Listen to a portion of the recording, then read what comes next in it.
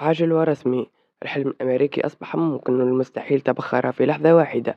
إن كنت تونسيا أو جزائريا وتحلم بمرافقة منتخبك إلى نهائيات كأس العالم 2026 في أمريكا، فإليك الخبر الأجمل على الإطلاق. الرئيس الأمريكي دونالد ترامب يفجر مفاجأة مدوية ويتراجع عن قراره التعجيزي الذي صدم الملايين. نعم، وداعا للشرط المخيف.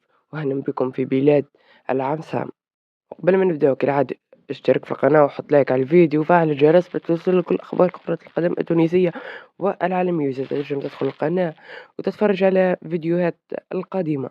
قبل أيام قليلة صدر إحباط كبير وصادم غير مسبوق في الشارع الرياضي المغربي والإفريقي. إدارة ترامب كانت قد أقرت قانونا صارما جدا للحد من الهجرة الغير نظامية. هذا القانون كان يفرض على أي مشجع من تونس، الجزائر، السنغال والكوت ديفوار دفع كفالة مالية بنكية خيالية تصل إلى 15,000 دولار أمريكي للشخص الواحد كضمان للعودة. هذا المبلغ الذي يعادل ثروة بالعملة المحلية في بلادنا كان يعني شيئا واحدا فقط: إقصاء الجماهير الإفريقية ومنعه تماما من مساندة منتخبهم.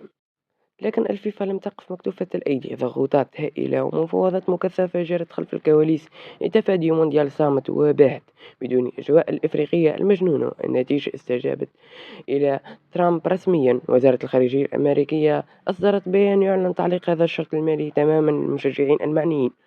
لن تدفعوا 15,000 دولار، ولكن تحتاجون لضمانات بنكية تعجيزية.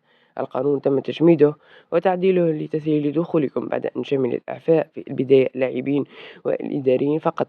الآن جاء دور اللاعب رقم 12 وهو أنت عزيزي المشاهد. لكن ركز معي جيدا، هذا الإعفاء ليس عشوائي بل له شروط واضحة يجب أن تطبقها بحذافيرها للاستفادة منها. أولا، يجب أن تكون حاصلا بالفعل على تذاكر مباراة رسميا تم شراؤها عبر موقع الفيفا. ثانيا، التسجيل الإلزامي في نظام فيفا باس. هذا النظام الرقمي هو مفتاحك السري، حيث سيربط مباشرة بالسفارة الأمريكية. ثالثا، من خلال هذا النظام ستحصل على موعد قنصلية ذو أولوية قصوى لتسريع معالجة تأشيرتك وتجنب وبير الانتظار الطويلة التي تمد للأشهر. الإدارية الأمريكية تريد التأكد من أنك مشجع حقيقي جئت لمتابعة والرياضة فقط. إذا يا شباب، الكرة الآن في مرماكم. الأبواب فتحت والشروط تعجيزية أن تدخل المونديال. ينتظر الإبداع التونسي والجزائري في المدارج الأمريكية. أخبروني في التعليقات، هل بدأتم بتخطيط للسفر؟ ومن منكم يرى أن هذا المونديال سيكون الأفضل في التاريخ؟ وما تنسوناش بلايك واشتراك في القناة وتفعيل الجرس باش توصلك الأخبار كرة القدم التونسية والعالمية.